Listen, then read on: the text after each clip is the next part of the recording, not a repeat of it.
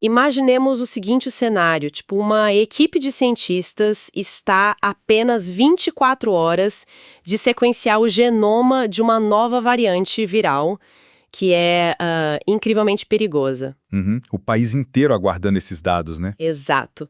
Todo mundo na expectativa.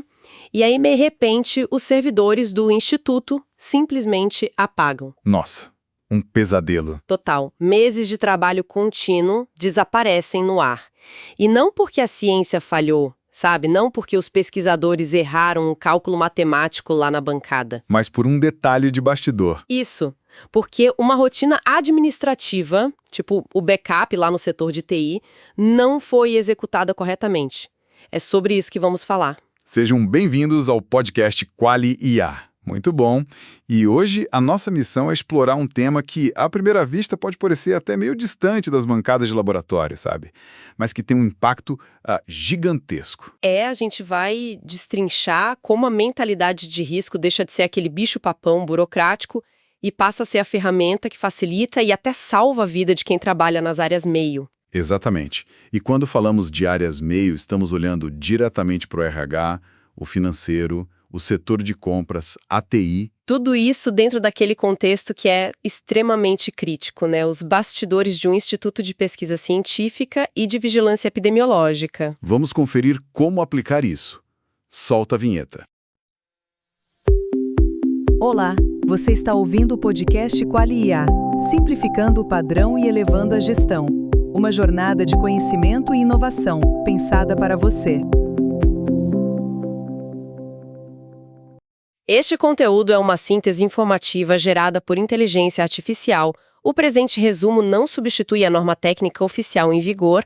A aplicação técnica e profissional deve basear-se na leitura integral do documento original emitido pelos órgãos competentes, como a ABNT, ISO ou ONA. O autor e a ferramenta não se responsabilizam por interpretações divergentes da norma oficial. Bom, para mergulharmos de fato nessa nossa análise de hoje, eu acho importante voltarmos àquele seu cenário inicial do servidor apagando. Aquele do backup? Isso. Porque assim, num instituto de pesquisa, a atenção da mídia, os holofotes, os grandes investimentos, tudo isso está sempre direcionado aos laboratórios, né? Com certeza, a gente só vê os cientistas de jaleco na televisão dando entrevista. Pois é, mas a grande engrenagem que permite que esse cientista faça o seu trabalho é justamente o setor administrativo. Eu gosto de pensar que é tipo a equipe de palco de um teatro, sabe? Como assim? Imagina uma peça. Se o iluminador que está lá no fundo erra o tempo da luz, a estrela da peça fica no escuro na hora do monólogo. Faz todo sentido. Se o bastidor desmorona, o palco inteiro cai junto.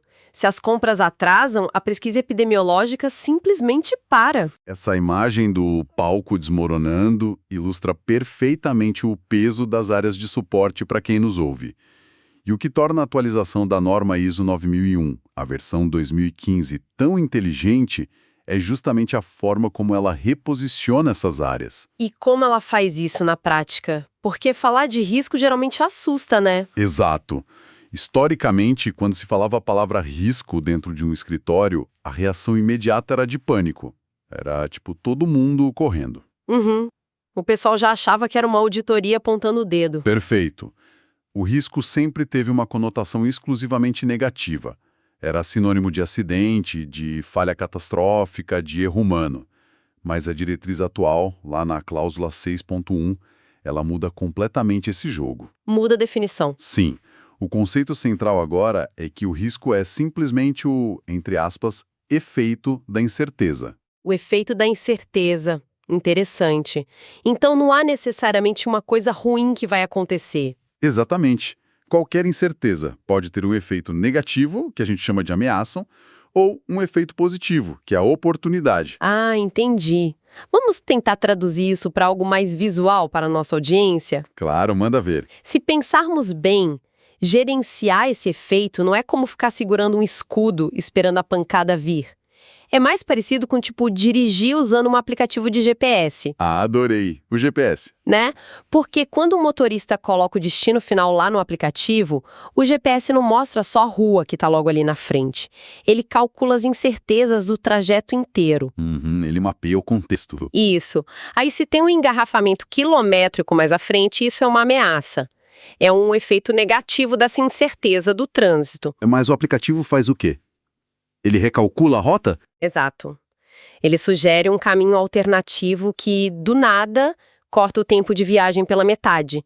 Isso é uma oportunidade. Nossa, essa analogia do GPS capta exatamente a essência da mudança de paradigma que a norma traz, lá no anexo A.4. A incerteza traz consigo as duas faces da moeda. Então aquele modelo antigo de ação preventiva já era. Ficou no passado. Aquela coisa engessada onde as equipes administrativas viviam tipo correndo com um balde de água para apagar incêndios. O famoso apagar incêndio diário. Pois é, a proposta agora é uma mentalidade contínua. É estar com esse GPS sempre ligado. Mapeando as rotinas de compras, de contratação, de infraestrutura. Isso, para recalcular a rota antes mesmo que a equipe fique presa no trânsito burocrático ou no gargalo técnico do sistema de gestão. O que, se a gente parar para pensar, representa uma mudança psicológica imensa para os profissionais da área. Com certeza, muda o status deles. Em vez de se sentirem como meros carimbadores de papel ou apagadores de incêndio, eles passam a ser os navegadores estratégicos da instituição. Perfeito. Mas vamos tirar isso um pouco do plano das ideias e descer para o chão de fábrica. Ou melhor, para o chão do escritório, né? Vamos lá, conectar a teoria à rotina pesada. Como esse GPF funciona na prática opressora do dia a dia de um instituto de vigilância epidemiológica? Começando pela TI. Porque a tecnologia da informação não é só a equipe que troca o toner da impressora ou que reseta a senha do e-mail. Longe disso, muito longe disso. Em um contexto de pesquisa científica, a TI é a guardiã absoluta do maior ativo do Instituto. Que é a informação, né? A informação. Estamos falando dos dados brutos de milhares de amostras, históricos de mutação viral, prontuários anonimizados. É muita responsabilidade. Sim. E o risco primordial aqui, aquela incerteza crítica, é justamente a indisponibilidade ou a corrupção desses dados. O que nos leva de volta àquele nosso cenário do início do estudo. Exatamente. Perder esses arquivos é invalidar anos de financiamento público e atrasar as respostas a crises de saúde pública. E como a equipe de TI lida com isso usando a mentalidade de risco? Para neutralizar essa ameaça específica, a TI precisa estabelecer controles que sejam proporcionais ao valor da informação. Então não dá para só plugar um HD externo ali e guardar na gaveta do gerente. Nem pensar. Estamos falando de redundância de servidores em localizações geográficas diferentes, de firewalls de última geração, testes de invasão periódicos. Mas aí que tá. E a outra face do GPS que a gente conversou, onde entra a oportunidade nisso tudo. Aí é que entra a beleza do processo. Ao mapear a fragilidade dos servidores físicos, ali locais, a equipe de TI pode identificar que a solução mais segura não é comprar mais servidor de metal. Mas sim ir para a nuvem. Exato.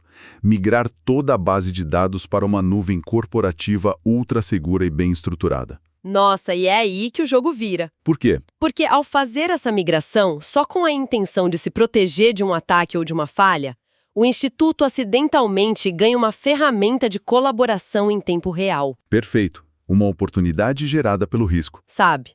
Os pesquisadores, que antes precisavam enviar arquivos super pesados por e-mail ou usar pendrive, agora conseguem cruzar dados de sequenciamento simultaneamente. Mesmo estando em laboratórios de estados diferentes. Isso. A ação que nasceu do medo de perder dados se transforma no motor que acelera as descobertas. Esse, para quem está acompanhando nossa análise, é o ápice de um sistema de gestão da qualidade funcionando bem. O controle evitou o desastre e agregou um valor inestimável à saída do processo. É incrível. Mas assim, uma nuvem ultra segura e servidores de ponta não servem para absolutamente nada se as pessoas que operam tudo isso não tiverem a competência necessária, né? Com certeza absoluta. A tecnologia sozinha não faz milagre. O que cria uma ponte bem direta para o nosso próximo pilar estrutural, o fator humano. Vamos falar um pouquinho do RH. A transição perfeita, porque o erro humano, no fim das contas, continua sendo a variável mais complexa em qualquer operação. Ah, sem dúvida. E a norma ISO 9001 é extremamente rigorosa quando ela aborda a questão da competência, lá na cláusula 7.2. Então o RH deixa de ser aquele setor que só junta currículo e assina carteira de trabalho. Exato. Sob a ótica da mentalidade de risco, o RH sai desse papel puramente burocrático de conferir documentação básica. Até porque, no ambiente científico de ponta, a autoespecialização não é um diferencial, né? É tipo o requisito mínimo para entrar. Uhum. Pensa na seguinte incerteza. O Instituto enfrenta um surto de uma nova cepa de dengue. Tá, uma crise. E eles precisam contratar às pressas um pesquisador-chefe para liderar essa força-tarefa de contenção. E se houver uma falha de comunicação na definição do perfil dessa vaga? O impacto é devastador. O risco aí é alocar uma pessoa sem a qualificação crítica exata para uma tarefa que afeta a saúde pública. Nossa, Se o RH não trabalhar de forma proativa, mapeando competências com base em educação, treinamento e experiência específica, o Instituto pode acabar, sei lá, com um profissional brilhante em biologia marinha tentando resolver um problema de virologia humana. bem isso. A ação estratégica do RH, então, é construir, junto com os líderes técnicos, matrizes de competência que sejam tão precisas que eliminem essa incerteza na hora da contratação. Mas aí surge um questionamento prático, bem do dia a dia mesmo. Diga. O analista de RH não tem o conhecimento técnico de um cientista sênior para avaliar se um candidato sabe operar um microscópio eletrônico de varredura super complexo. Verdade. Então, como é que o setor administrativo gerencia uma incerteza que está tecnicamente fora da expertise dele? Excelente provocação. E a resposta é: o RH não precisa ensinar um cientista a usar o microscópio. Não. Não. O papel do RH como gestor do processo é garantir que a metodologia de avaliação exista, que ela seja rigorosa e seguida à risca. Ah, entendi. A incerteza principal é: será que estamos contratando bem?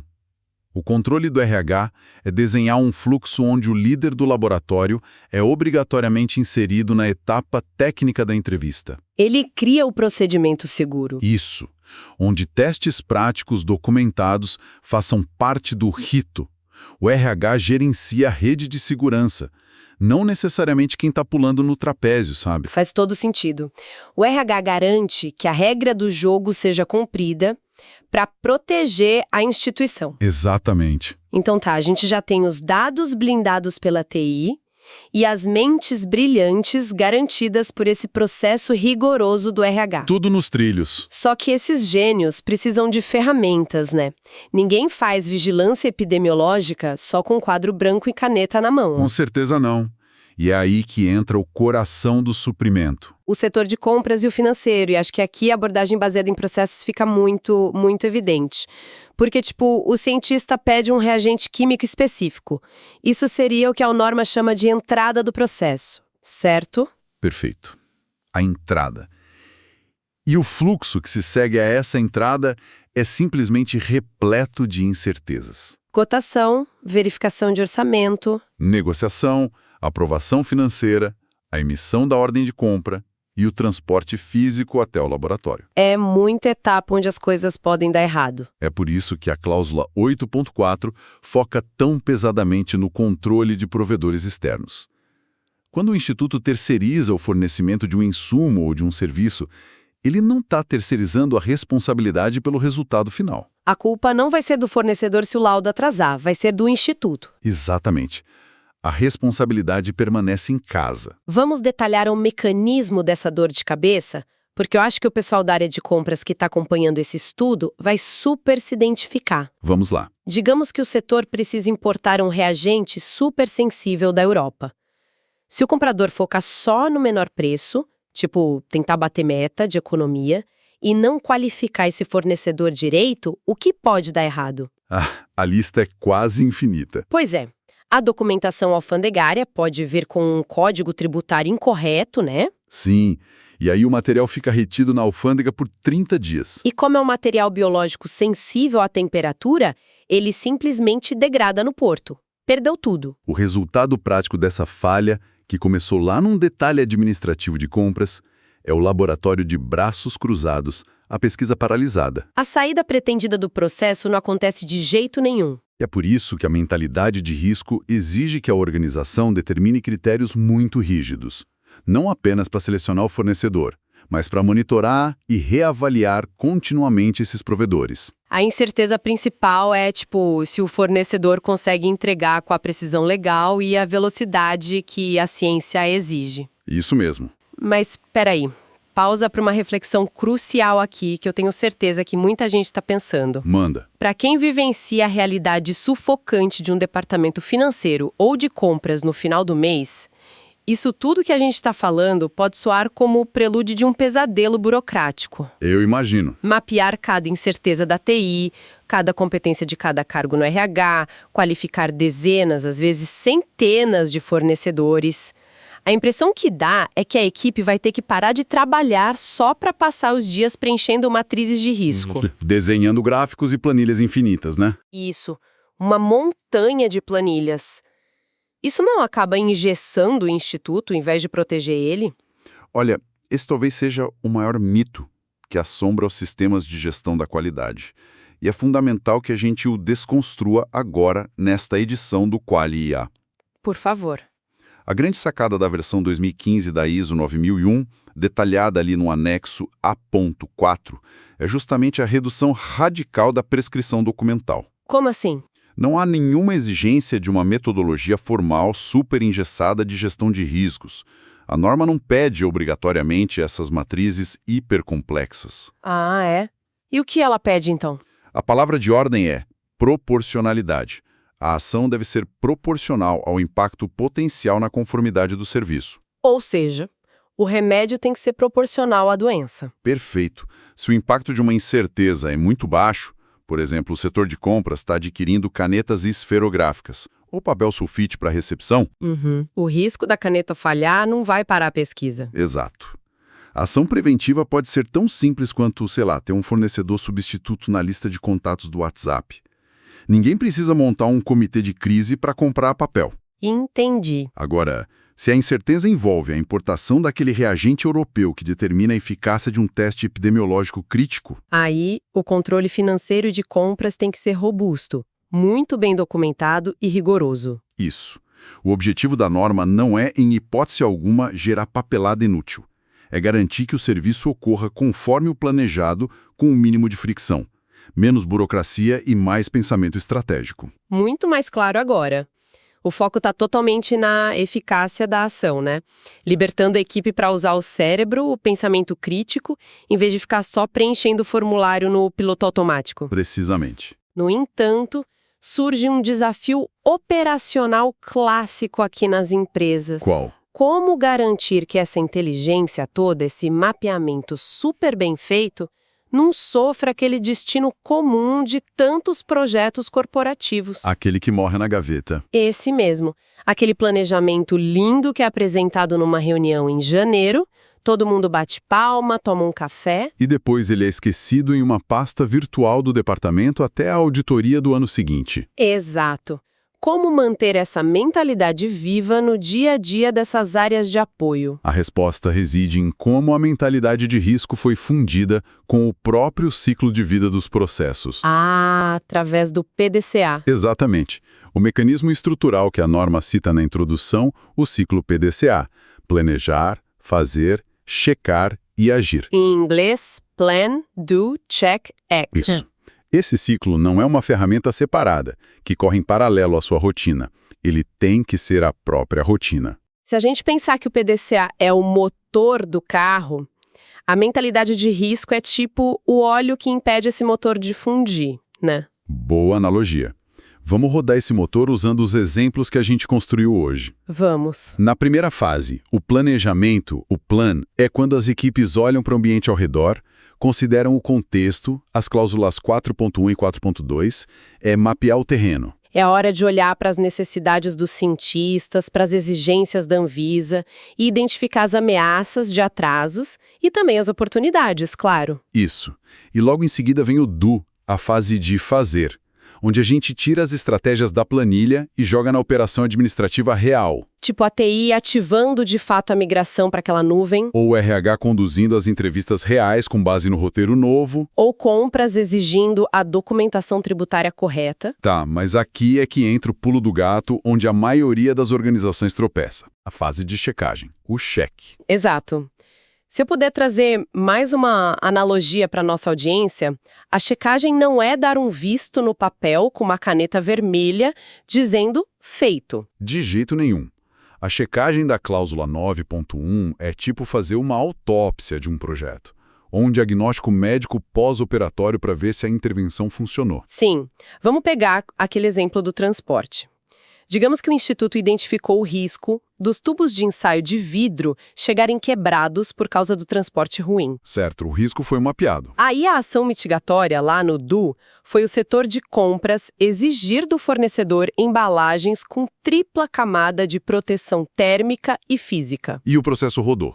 O material foi comprado. Como o setor de compras faz essa checagem verdadeira meses depois? Analisando dados, não é só achismo.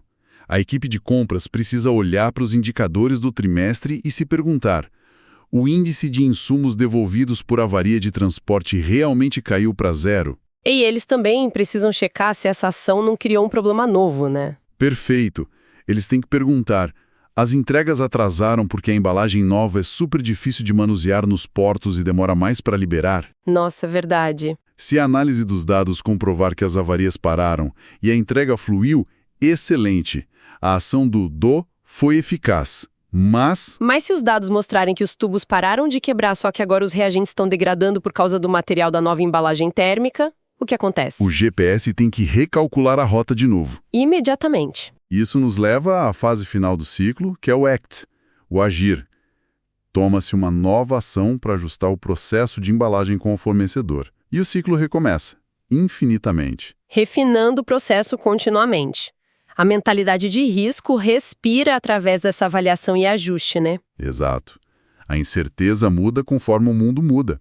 E o sistema de gestão se adapta para que a organização sobreviva e prospere. O que nos dá uma visão super clara de que a estagnação é, na verdade, o perigo real aqui. Com certeza. Bom, vamos tentar costurar todos esses fios que a gente soltou durante a nossa conversa de hoje. Vamos lá, fazer aquela síntese para a nossa audiência. Nesta nossa análise profunda, ficou muito claro que a gestão baseada em risco não é tipo uma algema burocrática, e sim uma filosofia proativa. De antecipação. Exatamente. É olhar para as rotinas administrativas diárias e ter a coragem de perguntar e se? E se o servidor cair na véspera da publicação do genoma? E se o RH contratar o líder errado para o surto?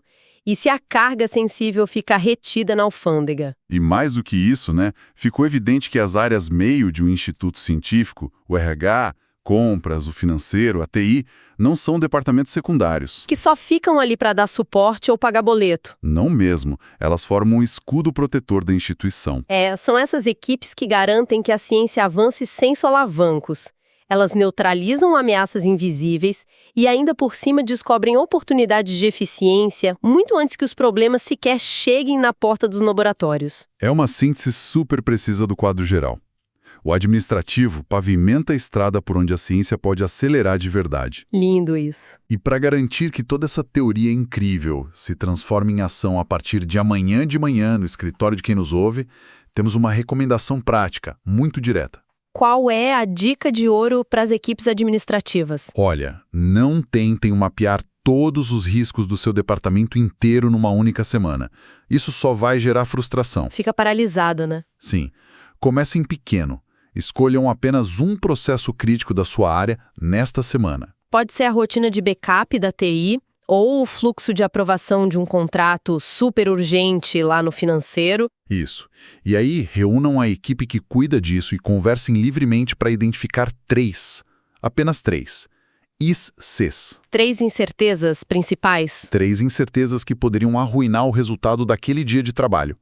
A partir daí, planejem uma ação simples e proporcional, lembra da proporcionalidade, para lidar com cada uma dessas três. Só esse exercício por si só já é a essência mais pura da ISO 9001 operando na vida real. Exatamente. É uma dica fantástica porque quebra aquela inércia inicial e tira a pressão de ter que ter tudo perfeito imediatamente. E vale sempre reforçar aquele nosso lembrete institucional que é indispensável. Fundamental. O sucesso sustentável de qualquer implementação, a mudança genuína de cultura nas equipes, depende visceralmente do estudo rigoroso do documento oficial. O nosso estudo aqui no Qualia serve para, iluminar as premissas e mostrar as rotas possíveis. Mas a leitura atenta da norma técnica oficial, a ABN-TN-BR ISO 9001, versão 2015, ela é insubstituível para o embasamento de qualquer aplicação profissional séria. Sem dúvida alguma. Conhecer a regra direto da fonte oficial é o que dá segurança para você inovar dentro dela. Perfeito. E para a gente encerrar nossa discussão de hoje, eu gostaria de deixar uma semente plantada para a reflexão das lideranças e de todos os profissionais que nos acompanham. Vamos lá, hora da provocação. Durante toda a nossa conversa, consolidamos a ideia de que o risco é o efeito da incerteza e que esse efeito pode, sim, ser uma tremenda oportunidade de melhoria. O lado bom do GPS. Exato. Então, pensando nisso e olhando para a rotina do seu setor hoje, qual é a maior oportunidade de inovação tecnológica ou processual que o seu departamento administrativo está ignorando neste exato minuto? Simplesmente porque todo mundo está com muito medo de testar algo novo e cometer um erro? Uau! Fica aí esse questionamento provocativo para o final do expediente de hoje. Não deixem que o medo da incerteza apague as inovações que o seu setor pode e deve liderar. É isso aí. Muito obrigada a todos que acompanharam essa nossa análise profunda. Até a próxima e continuem questionando os processos.